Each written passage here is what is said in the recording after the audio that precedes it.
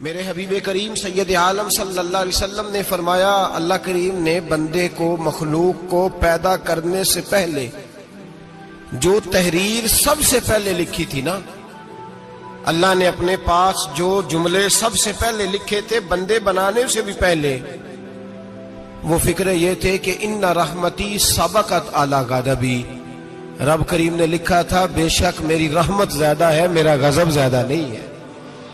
اس نے لکھا تھا کہ میری رحمت ہمیشہ میرے غضب پر غالب رہے گی، غلبہ رحمت کا ہے۔ سنیں بڑی پیاری حدیث، بڑی خوبصورت حدیث، کنز المال میں دیگر کتب احادیث میں ہے۔ حضرت ابو ہریرہ رضی اللہ تعالیٰ عنہ فرماتے ایک بابا جی نبی پاک کی بارگاہ میں آئے، اور جب وہ واپس جانے لگے تو میں نے عمر پوچھی تو عمر تھی 96 سال۔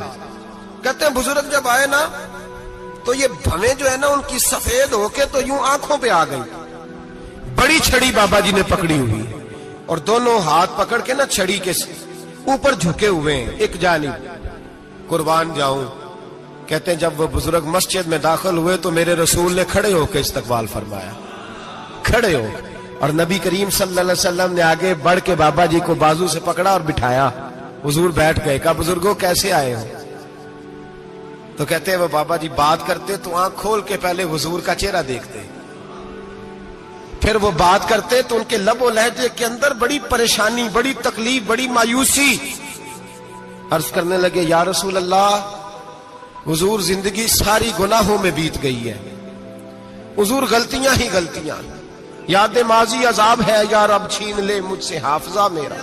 اے اللہ کے رسول بڑی لمبی فہرست ہے، پاپ ہی پاپ ہے، کالے سیاہ دفتر ہے۔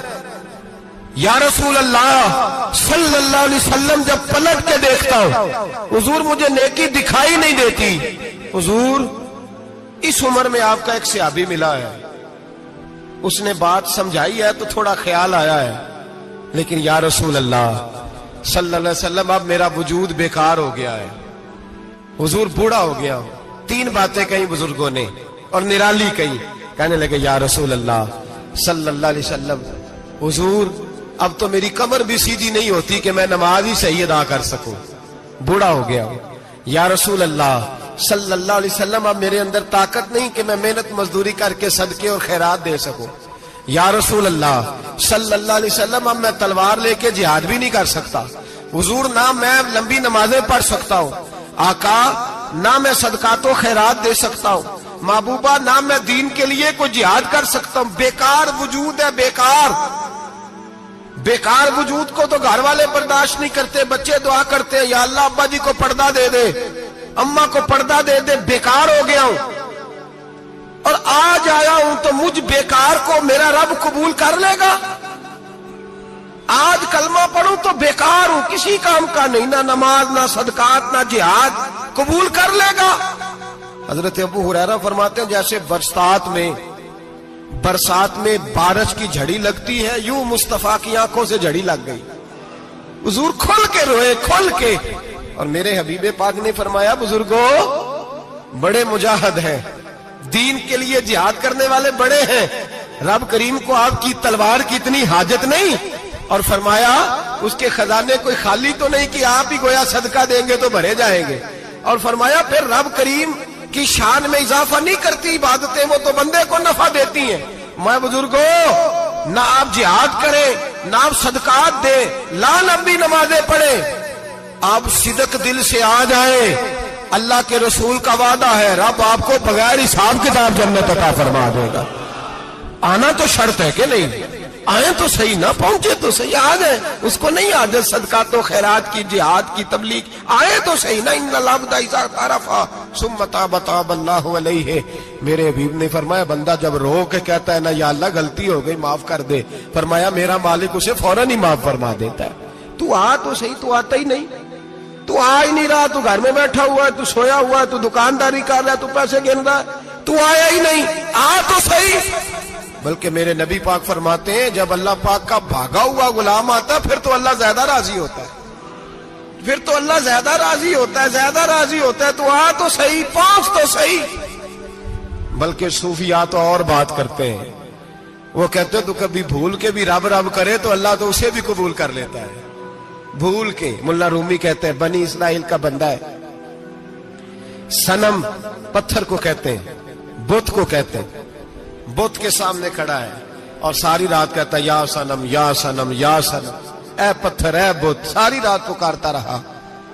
रात गहरी हो गई, नींद का गलबा थक गया, सोने के करीब आया तो गलती से मुंह से निकल गया या समद, या सनम की जगह निकल गया। रब करीम ने फरमाया जिब्रील दौड़ के जा, जो मांगता है इसे दे दे। हजरत जिब्रील अर्ज करते हैं मौला भूल के तेरा नाम ले रहा है, भूल के ले रहा है। तो रब करीम ने फरमाया चल नाम तो मेरा ही ले रहा है ना, मेरा ले रहा है ना, या अल्लाह। वो अल्लाह करीम ने फरमाया झूठे के सामने सारी रात का खड़ा है, सारी रात का पुकार रहा है, उसे कुछ नहीं मिला तो सच्चे का नाम लिया है। अगर मैं भी कुछ ना दूं और बुत में और मुझ में फर्क क्या रह जाएगा। जा जो मांगता है झोली भर के दे, नाम तो लिया है ना। ओ भाई तू बहाना तो बनाना, ओ आ तो सही ना, तू यहाँ आ जा, पहुंच जा, आ जा, बस बैठ जा, उसकी बारगाह नाज में हाजिर तो हो ना, तुझे फुर्सत ही नहीं। तू यारों के लिए टाइम निकालता है, बाजारों के लिए टाइम निकालता है, गलियों के लिए टाइम निकालता है, चौकों चौराहों के लिए टाइम निकालता है, हफ्ते में एक दिन होटलिंग के लिए भी जाता है, लेकिन कभी छुप के दो नफलों की तुझे तौफीक नहीं होती। और मैं कई दफा कह चुका हूं, जिस बंदे को बगैर इबादत के रिज़्क ज्यादा मिलने लग जाए उस पर आजमाइश होती है रब करीम की। अल्लाह फरमाते हैं इसको पैसे दो, इसे आने ना देना, इसको को चल पैसे दौड़ जा।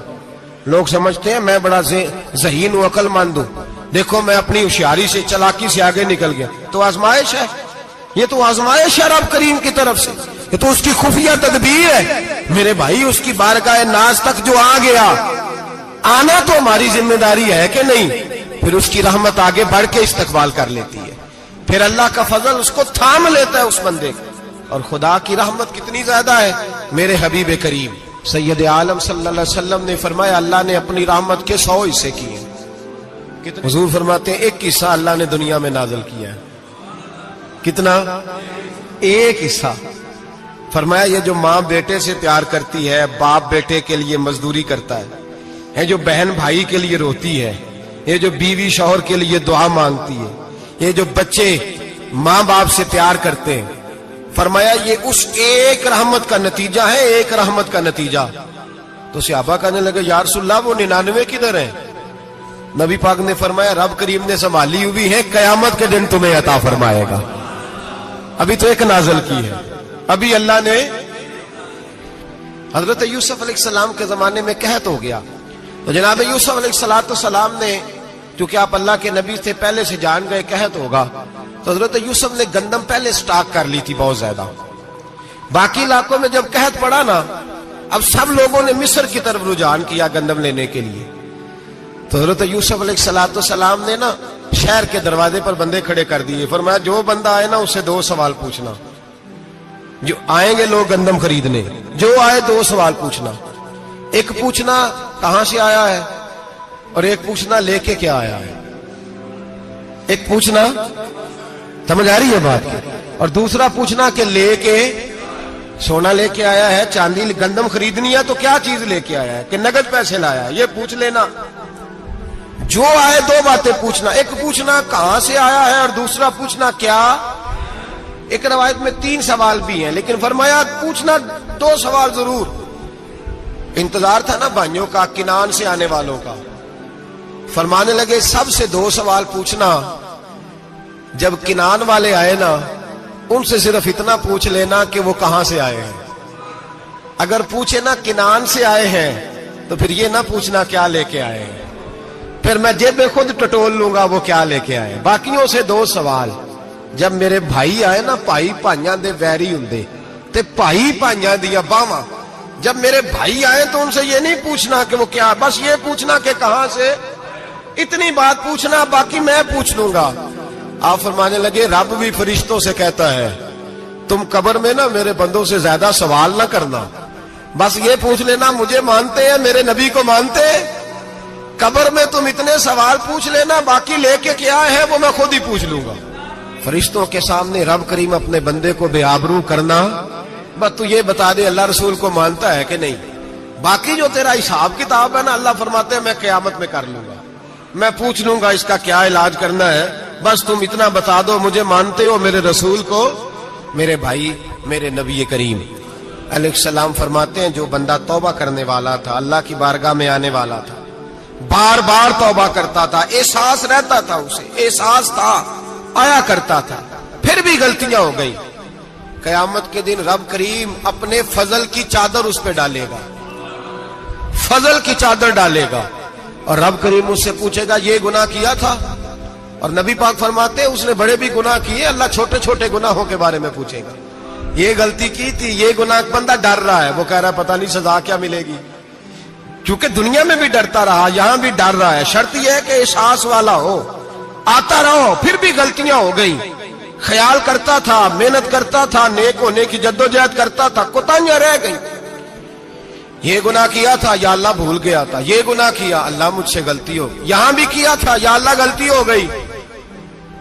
نبی پاک صلی اللہ علیہ وسلم فرماتے ہیں چھوٹے چھوٹے گناہ اللہ دکھا رہا ہے اور اسے کہہ رہا ہے یہ کیا تھا، مانتا جا رہا ہے۔ رب کریم فرماتا ہے پتہ ہے میں تیرے ساتھ کیا کرنے والا ہوں؟ ٹانگیں کانپ گئی، یا اللہ پتہ نہیں۔ فرمایا میں تجھے ان گناہوں کے بدلے نیکیاں دینے لگا ہوں، ان گناہوں کے بدلے نیکیاں۔ نبی پاک فرماتا ہے فٹافٹ ہی بول پڑا، کہنے لگا یا اللہ میں نے تو بڑے بڑے گناہ بھی کیے، اگر تو نے گناہوں کے بدلے نیکیاں دے دیا تو میرے تو بڑے بڑے پاپ بھی ہیں، وہ دوسرے کدھر ہیں؟ میرے حبیب کریم علیہ الصلوۃ والسلام فرماتے ہیں رب مسکرائے گا جو رب کی شان کے لائق ہے۔ اللہ فرمائے گا تیرے دل میں احساس تھا، تو آیا کرتا تھا، تو توبہ کرتا تھا، تو میری بارگاہ ناز میں آتا تھا، پتہ تیرے اوپر چادر کیوں ڈالی ہے؟ یا اللہ نہیں، فرمایا میں تجھے اپنی رحمت کی چادر میں چھپا کے جنت میں داخل کرنا چاہتا ہوں۔ میرے بھائی تو آ تو صحیح، تو پہنچ تو صحیح۔ میرے نبی کریم علیہ الصلوۃ والسلام نے ایک دن صحابہ سے پوچھا ایک بات تو بتاؤ، بخاری مسلم کی حدیث ہے، یا رسول اللہ پوچھئے۔ نبی پاک صلی اللہ علیہ وسلم نے فرمایا اگر کوئی آدمی صحرا میں سفر کر رہا ہو، بہت بڑا صحرا ہو، اونٹ پر اس کا سفر ہو اور اس نے اونٹ پر کھانے پینے کا سامان باندھا ہو، پیسے بھی رکھے ہو، پانی بھی رکھا ہو، تھک گیا سفر کرتا کرتا، درخت کی ایک ٹہنی کے ساتھ اونٹ کی نکیل باندھی اور درخت کے نیچے لیٹ گیا آرام کرنے کے لیے۔ اللہ کے حبیب فرماتے ہیں اچانک اس کی آنکھ لگ گئی، جب جاگا تو اس نے دیکھا کہ اونٹ تو غائب ہو گیا ہے، اب نہ کھانا ہے، نہ پانی ہے، نہ پیسے ہیں، اور صحرا بڑا لمبا ہے، پیدل سفر بھی نہیں کر سکتا۔ تھوڑا سا ڈھونڈا، پھر موت کا انتظار کرنے لگا، سوچنے لگا اب موت آئے گی، اب مر جاؤں گا۔